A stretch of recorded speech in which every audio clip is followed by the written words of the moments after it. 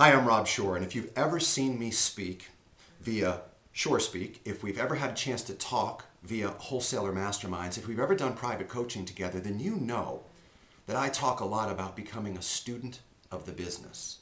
You see, when you're a student of the business, you're able to emit knowledge about your industry that really gives the client, the prospect, great confidence that you know a lot about your subject matter. And in fact, it infers an education level that you may not even have. Now, some people are very good at crafting these stories from today's headlines, and some need help. Let me give you a 6-step process that you can follow for spinning a great story from today's headlines. So here's the deal. I picked up the Wall Street Journal Weekend Edition. I did not read it cover to cover. I read 2 headlines and I crafted the story that you'll hear. The first headline says, "Economy is still bleeding jobs." This comes off the Friday job report where 85,000 jobs were unexpectedly lost. This comes on the heels of a November report where there was actually a small uptick in the number of jobs created. Now, you would have thought on the surface that the market would have tanked based upon that particular story. So number 1 was to read the business page. Number 2 was to pick out the hot story of the day. That was the hot story of the day, the jobs report. What does it mean to the economy is step 3. Well, what it means to the economy, you'd think on the surface, is that there is not as much growth as otherwise expected. Well, then I got into my second headline, which was on the second section of the journal, and it said that stocks ended higher the first week of 2010.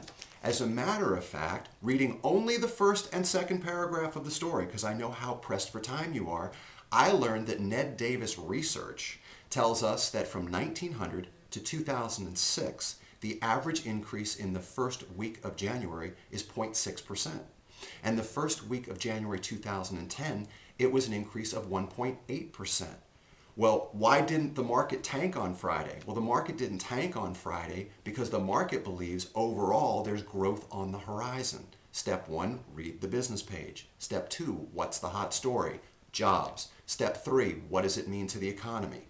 Well, that the economy is actually growing according to the market. What does it mean to the investor?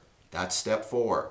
To the investor, it very well might mean that number 1, all is not lost when it comes to equity gains. In fact, 2009 was a fabulous kind of recovery year. 2010 might well be a year where we add on to some of those gains, although not as graciously. It also means to the investor that in the back end of 2010, we might actually start to see an increase in interest rates.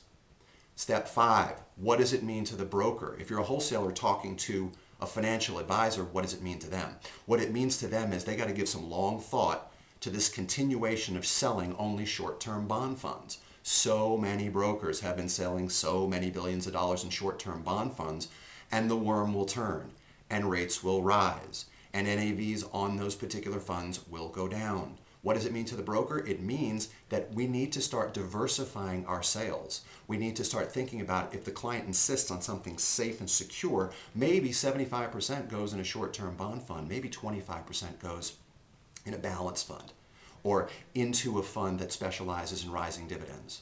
As the economy continues to repair, dividends should increase, or a utilities fund that spins off a handsome dividend. Step 6 is, how can my product or my firm, or how can I help the investor, or how can my product, my firm, help the broker? Well, Mr. Broker, we have 2 funds that I think would be of interest to you. Number 1 is the short-term bond fund you've been selling. Number 2 is our utilities fund, which has a history dating back to 1955, an average annual return, even considering 2009, of 7.7% since inception. I think if you do a 1-2 punch here next time you see the client, you'll be able to start to hedge your bets.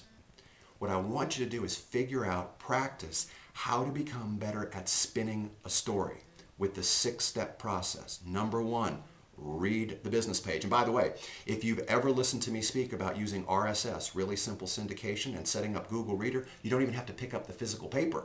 All you need to do is go out and open up your computer, click on the Google Reader, and all of those presets will come to you with all the stories that you need to spin your story for the day. Number 1, read the business page, get the news. Number 2, what's the hot story?